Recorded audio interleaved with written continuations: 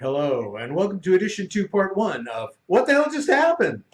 The vlog that gives and gives and gives, but never asks for anything in return, except maybe a little love.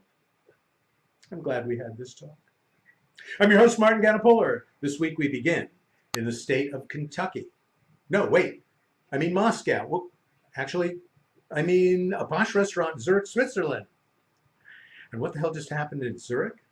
An American businessman named Craig Bouchard was meeting with a representative of the Rusal Company, a Russian aluminum cartel owned by Oleg Deripaska.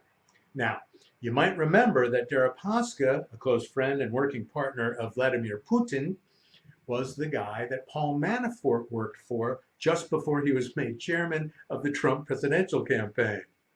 And while Manafort will be in prison for the rest of his life, in part because of that relationship, Deripaska gets to do whatever the hell he wants around the world, as long as it benefits his buddy Putin.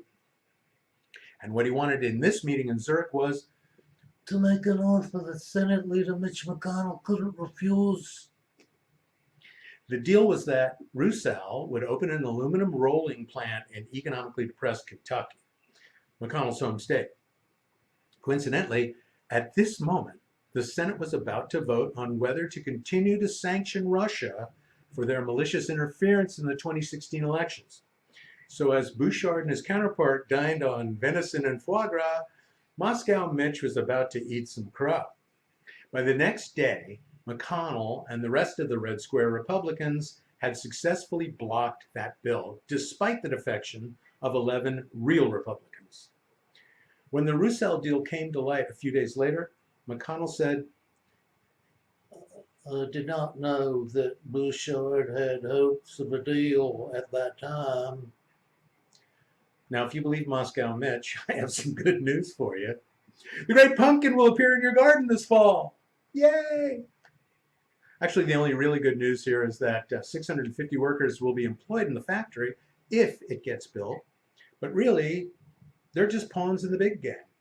Deripaska could decide to close the factory at any time if Russia gets too much heat from Congress.